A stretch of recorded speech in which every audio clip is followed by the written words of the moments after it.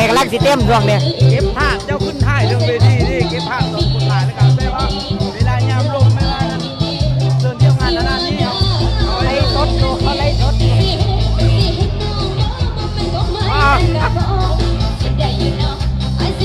โอ้ยแม่นยังเลยแม่นยังนี่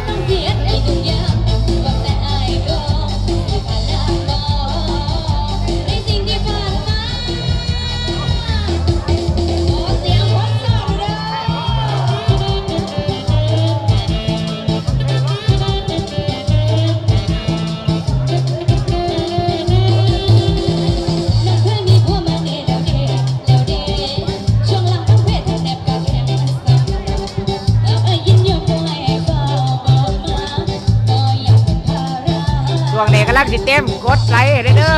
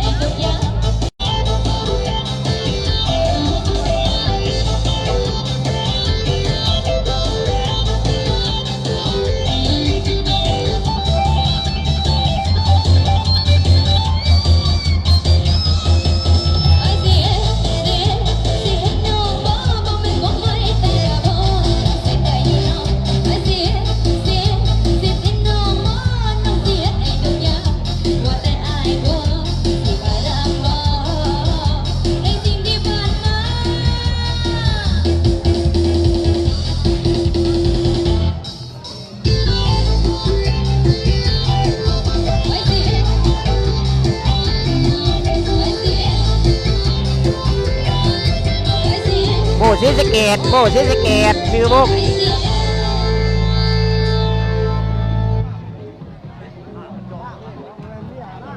ขอเสียงคนนักบอลดังๆพี่น้องขอดังๆกระดูกขอเข้าใจเนาะกับคุณมักมวลทั้งหน้าเวทีสิเป็นนักผู้เสพผู้สาวหรือว่าผู้พาผู้แพ้วเนาะสุภาพบุรุษหรือว่าสุภาพสตรีส่งนี่ยังแนมหากระเทยบนนั้นเห็นเนาะเป็นว่าจัดกันไปเนาะโอ้ปล่อยควันหัวทับหัวดา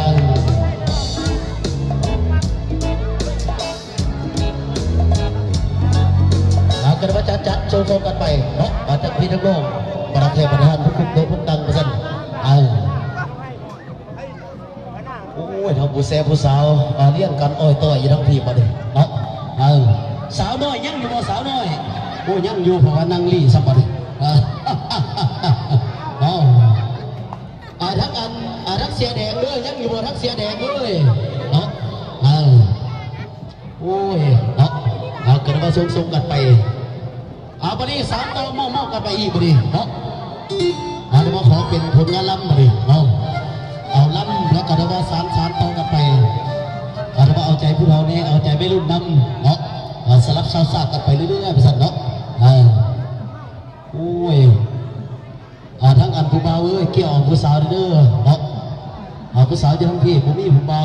ทั้งพี่ผู้มีผู้สาวจัดให้ไปรับการดนตรีเนาะขอเป็นผลงานหรือว่าผลงานล้ำก็ได้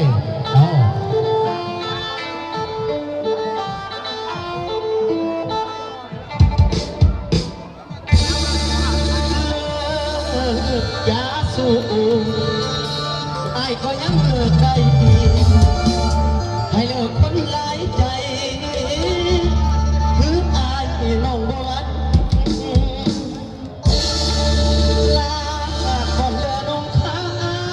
มาเด้อมาเด้อ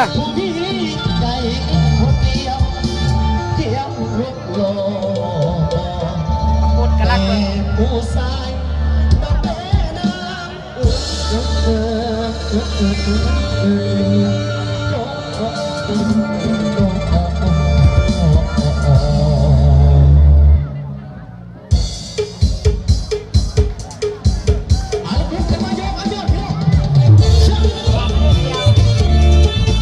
มาเด้อหมดเด้อมาเด้อกำลังสิเต็มเนี่ย ยังโต4-5หน่วยหนึ่ง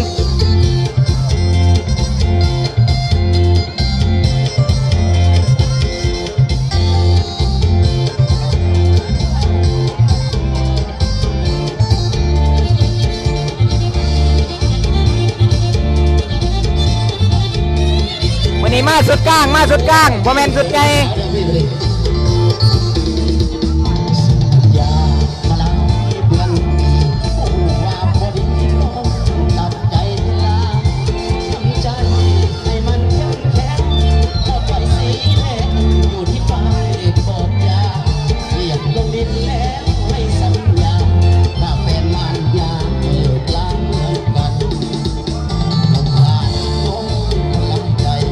เจ้าหลอกให้อายโซ่ซ้ำกุลา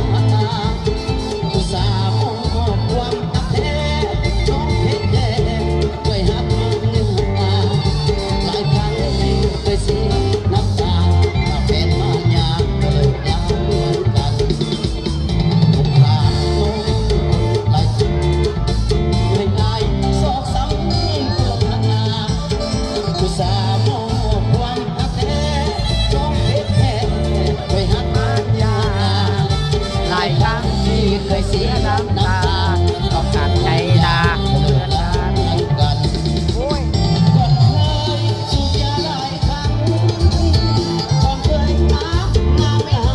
ลงไป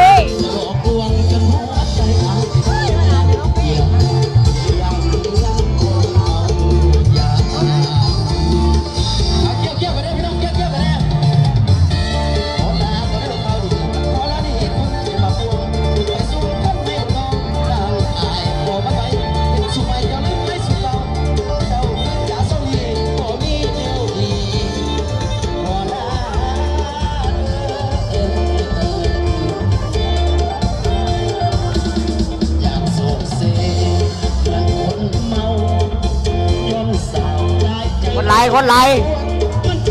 เต็มแล้ว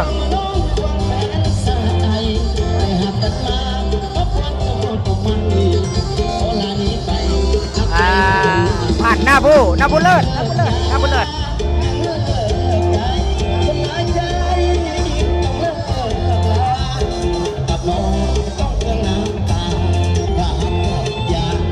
วันนี้บริเซฟบริเซ